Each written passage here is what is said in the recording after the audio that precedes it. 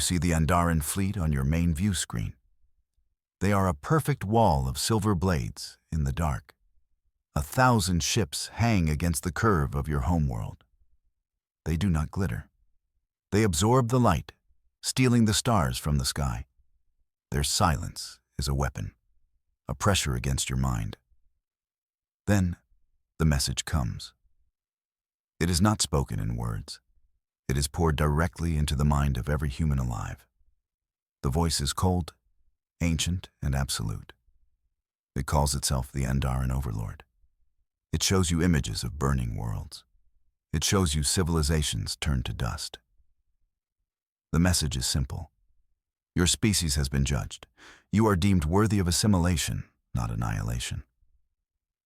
A small mercy, the Overlord seems to suggest. You are to bend the knee.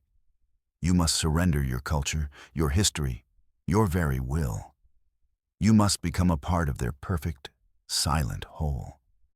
The alternative is a fire that will scour your planet clean. The choice is yours to make. But it is not a choice at all. The Overlord gives you one rotation of your world to decide. 24 hours to accept slavery or extinction. The transmission ends. Silence returns, heavier than before. The weight of 7 billion souls settles onto your shoulders. You stand on the command deck of the Aegis. It is humanity's final starship and its greatest fortress. Below you, the planet waits. On the screen, the enemy waits. And everyone is waiting for you. Your title is Grand Strategist. It is a role created for a war you were never meant to win. Now, that war is here. Your command staff stands frozen behind you. They are the best minds humanity has to offer. They are warriors, thinkers, and builders. Today, they are just silent statues of fear. Surrender is a slow death. A fight is a fast one. Annihilation is the almost certain outcome of defiance. The Andarans have never known defeat. Their empire spans 1/3 of the galaxy. You look at the faces of your crew reflected in the screen. You see their terror, but you also see a flicker of defiance. It is the stubborn, illogical spark that defines your species. They will follow you into the fire. They will follow you into the void. This knowledge is a comfort and a curse. Their lives are in your hands. You must give them an answer. Hope is not a strategy. But right now, it is the only thing you have. You turn away from their expectant faces. You tell the ship's intelligence to run the threat display again. The Andaran fleet formation appears in holographic blue. It is a flawless lattice of warships, a geometric proof of their superiority. They are so perfect, so utterly, mathematically, undeniably perfect. It is the kind of perfection that leaves no room for error. It leaves no room for life. The hologram spins slowly. You watch it for hours. Your staff thinks you are frozen by indecision. They see you staring at a symbol of your doom. But you are not looking at the fleet. You are looking for a crack in the mirror, a flaw in their godlike facade. Perfection itself can be a weakness. It creates patterns. It creates predictability. And it can create arrogance. Then you see it, a flicker, a tiny, almost invisible anomaly. One of the 1,000 ships, a single frigate on the outer edge, adjusts its position. It moves a fraction of a millimeter. Then a second later, another ship does the same. Then another. It is a cascade of micro-corrections. Infinitely small, infinitely precise. An endless, silent shudder running through the fleet. The system is correcting a flaw that does not exist. It is a feedback loop. A snake eating its own tail forever. Each ship adjusts to its neighbor's position, but its neighbor is also adjusting to it. They are all caught in a recursive, logical trap. It is a flaw so small, so fundamental they have never noticed it. They are so perfect they have created their own imperfection. And in that tiny, repeating error, you see a sliver of hope, a weapon. You walk to a black console at the back of the bridge. It is disconnected from every other system on the ship. It answers only to your biometrics and your voice. This is the terminal for the Ghost Protocol, a name whispered in the darkest corners of military strategy. It was a theoretical weapon, a strategy of last resort from a forgotten age of terror, one designed to fight abstracts, not ships. The protocol was never meant to be used. It was sealed, forbidden. Its activation requires the unanimous consent of the High Command or the singular authority of the Grand Strategist. Your command staff watches you, their faces pale. They know what this console is. They know what you are about to do. They believe you have finally broken under the strain. Activating it feels like sacrilege. It is a weapon that does not fire missiles. It does not launch fighters. It taps into the very fabric of communication. It turns a message into a force of nature. It was designed to fight a theoretical enemy, a being of pure logic, a star-born intelligence, a god. You are about to point this weapon at a mortal, if overwhelmingly powerful, enemy. You place your palm on the console. The black screen glows to life. You have made your decision. You do not send a message of defiance. You do not send a plea for mercy. You do not send terms of surrender. Using the Ghost Protocol, you reconfigure the Aegis's entire communications array. You focus it into a single, needle-thin beam of pure information. You aim it not at the 1,000 ships. You aim it at the one ship at the center of the formation, the flagship of the Overlord. Then you send your reply. It is not a statement. It is not a threat. It is a question. A simple, impossible question. It is crafted from their own logical perfection. It is built from the flaw you discovered in their fleet. You ask, if your collective defines the perfection of each part, what defined the perfection of the first part, before the whole existed? The question is a seed of paradox, a virus of thought planted in the heart of their machine mind. It is a question they cannot answer without questioning the very nature of their existence. Their strength, their unity, is now the target of your attack. You watch the screen, waiting. The most powerful weapon in human history has been fired. And it was just a few simple words. Your command staff erupts. General Thorne, a man whose face looks carved from granite, steps forward. His voice is a low growl of disbelief. He calls your actions suicidal. He says you have spit in the eye of a god. He accuses you of damning them all with your pride.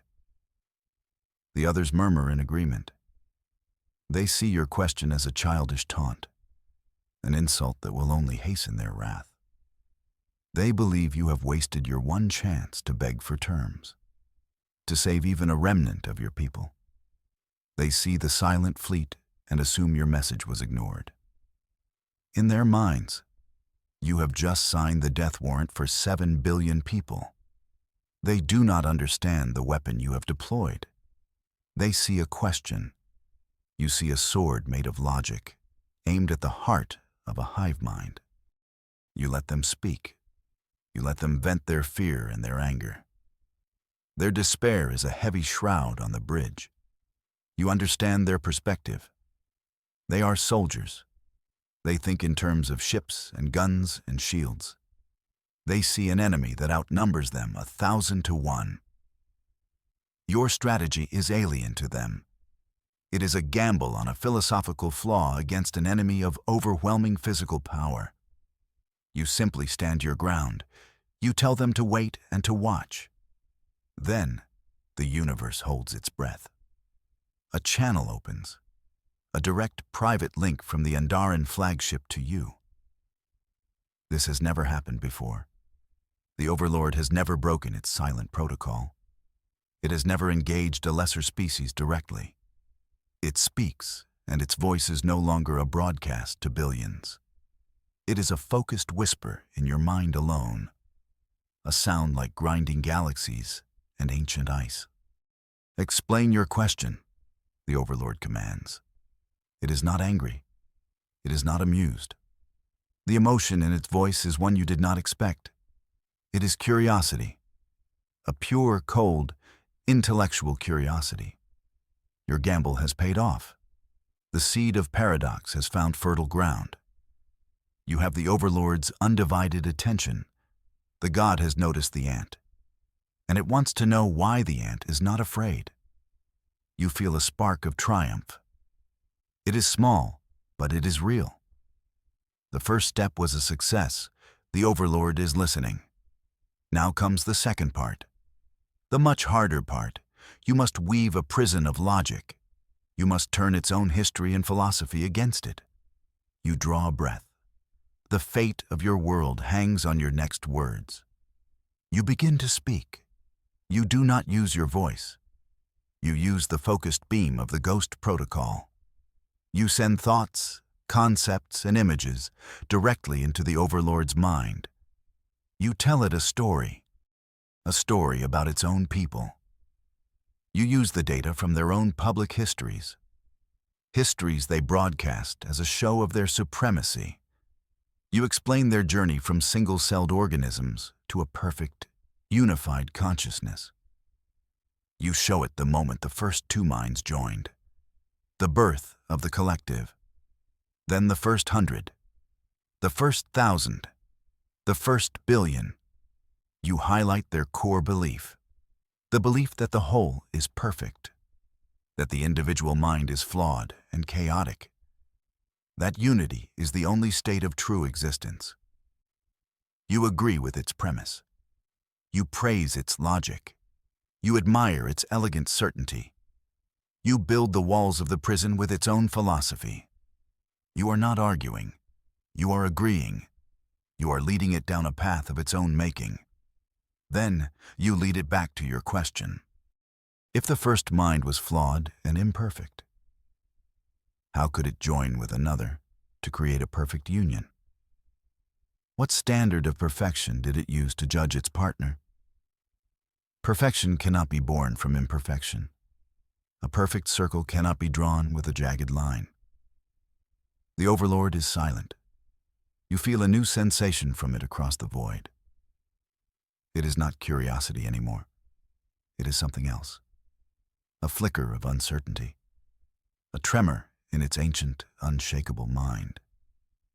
You have forced it to look at its own foundation, and for the first time, it is seeing a crack, a paradox at the very heart of its identity. Across the silent void, something incredible happens. The Andaran fleet, that wall of perfect synchronized dread, it wavers. A single ship drifts a few meters out of formation, then another, then a dozen more. The micro-corrections you observed before are now becoming gross, visible errors. The fleet's perfect unity is beginning to falter. The tremor in the Overlord's mind is spreading to the entire collective.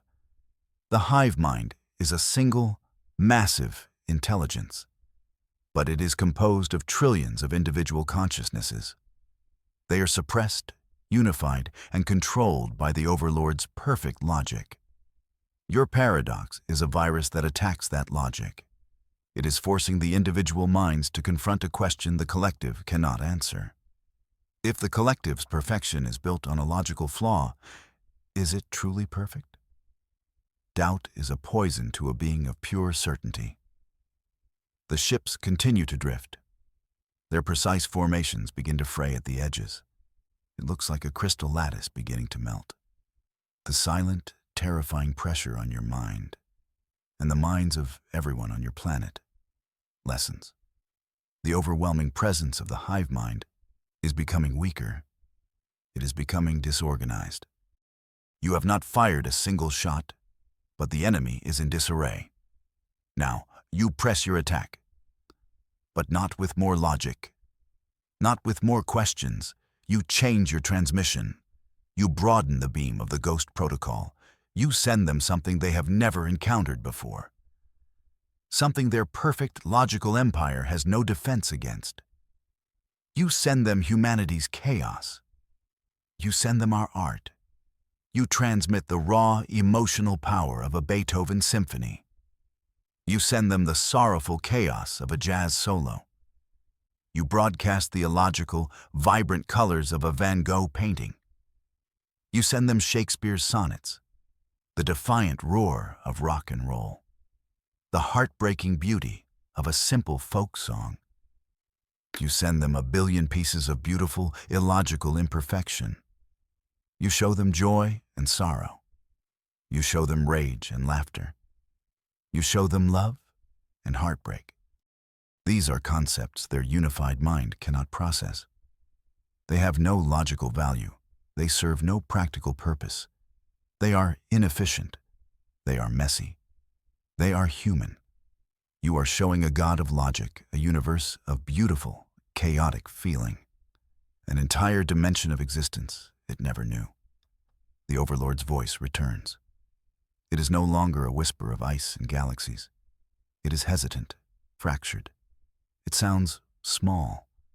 The monolithic we of the hive mind is gone. For the first time, it speaks as an individual. It speaks as an I. It asks you a question in return, a question that shatters a million years of certainty. What is this feeling? It asks. This pain in the colors? This joy in the noise? How can something so illogical be so beautiful? The question is not a demand. It is a plea, a genuine, desperate plea for understanding. The God has fallen from its throne of logic. It is now a child, seeing the universe for the first time. It is lost, and it is asking you for a map. That single question is the breaking point. The paradox you planted shattered its certainty. The art you showed it shattered its reality. The Overlord's doubt becomes a cascade, a chain reaction that tears through the entire Andaran collective. The hive mind, that perfect, ancient, unified consciousness, disintegrates.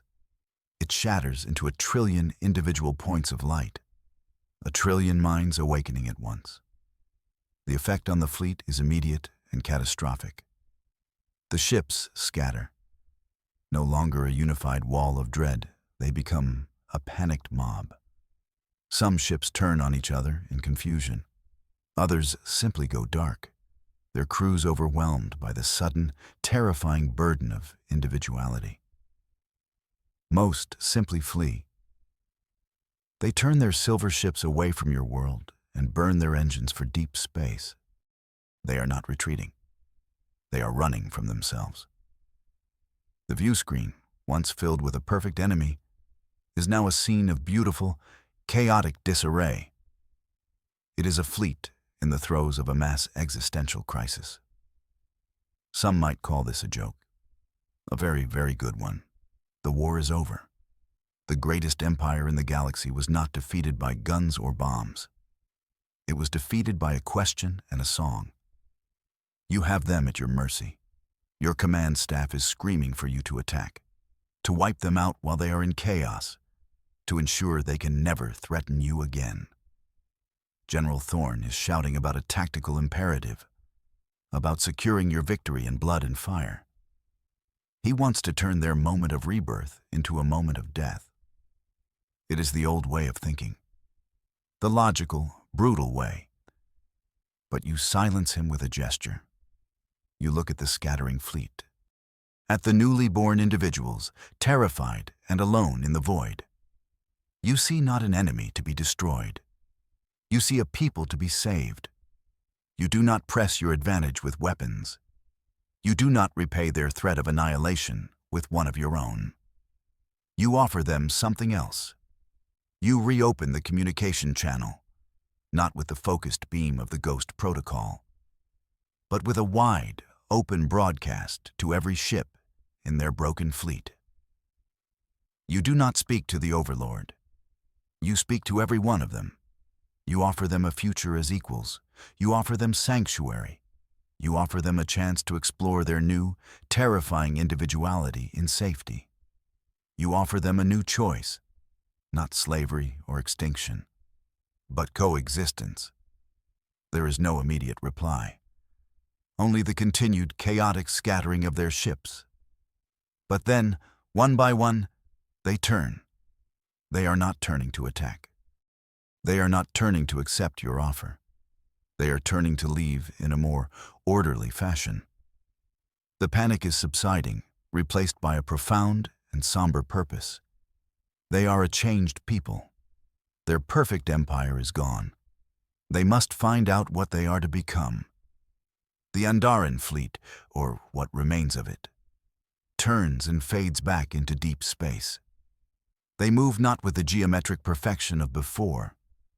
They move like a loose flock of birds, each flying its own path, yet still loosely connected. They leave not in defeat, but in profound, irrevocable change. The shadow of their empire lifts from your world. The stars they had stolen reappear in the sky. Silence falls on the command bridge of the Aegis. It is not the heavy, dreadful silence of before. It is a clean, peaceful silence. You stand in that quiet, the victor of an impossible war. You look at the empty view screen, then at the faces of your crew. Their fear is gone. Their anger is gone. In its place is a look of pure, uncomprehending awe. You have not just saved them. You have redefined the meaning of victory. Humanity is safe. Your future is no longer a choice between a kneel or a grave. It is an open sky. A new age has dawned, an age not won by starships or cannons, but by a single, perfectly aimed idea. The command deck feels bigger now, the universe feels bigger, and you allow yourself a small, quiet smile. Not bad for a day's work. It's not every day you get to talk a god out of existence. It makes you wonder what you'll do tomorrow.